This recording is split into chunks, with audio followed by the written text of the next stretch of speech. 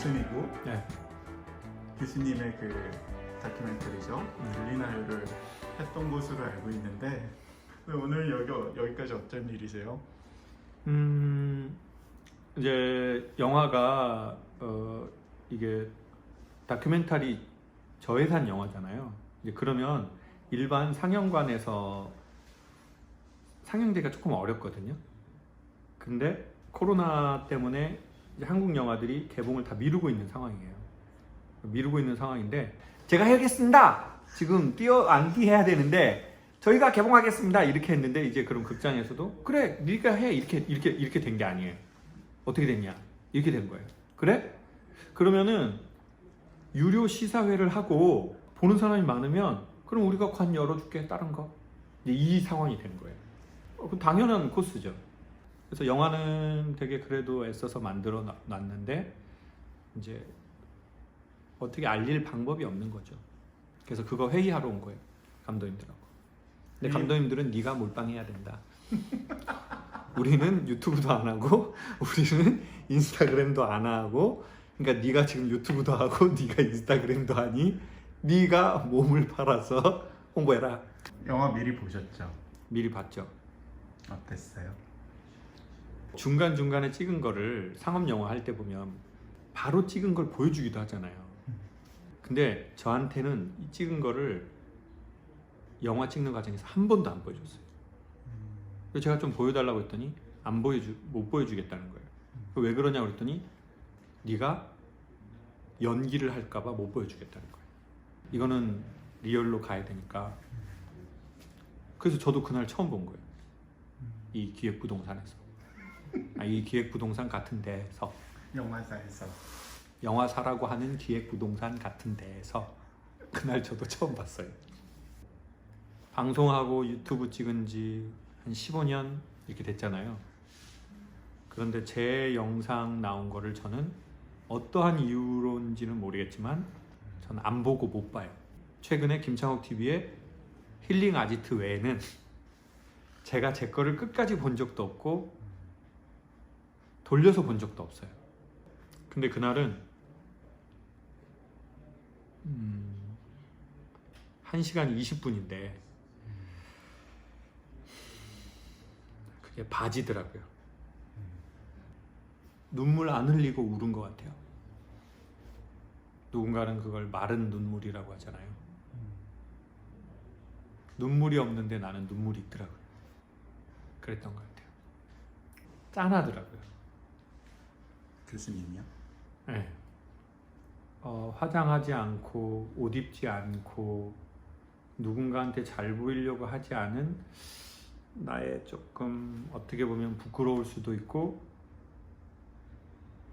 보여주고 싶지 않은 모습도 있고 나도 처음 본 모습을 봤으니까.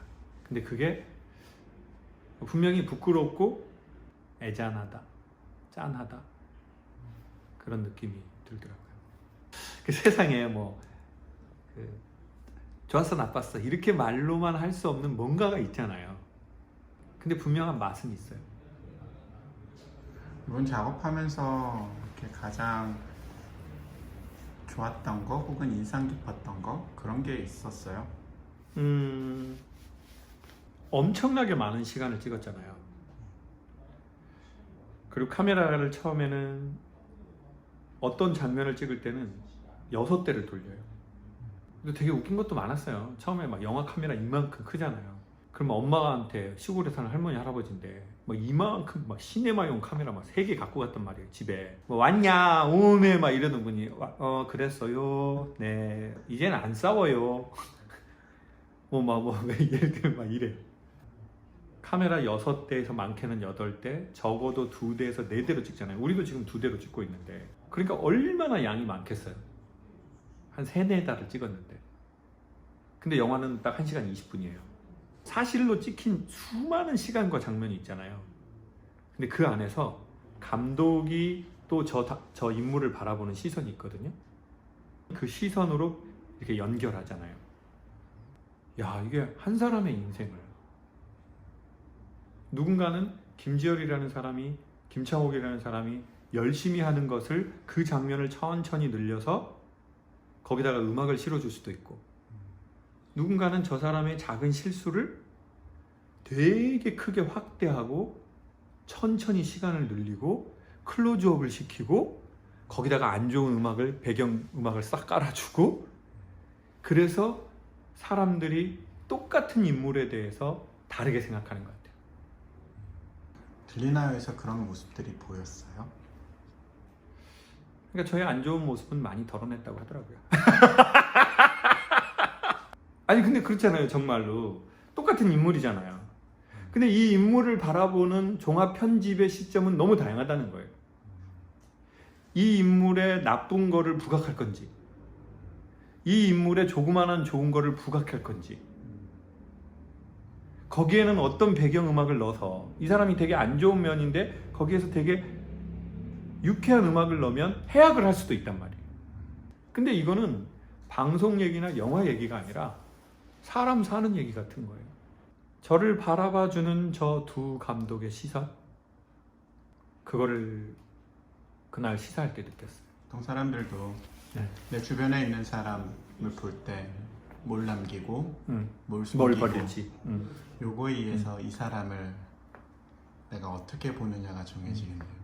하나님이 해도, 예수님이 유튜브 하셔도, 부처님이 유튜브 하셔도 댓글에 뭐 머리는 왜 잘랐냐, 뭐 예수님이면 수염 밀어라, 뭐 수많은 그게 있을 거란 말이에요.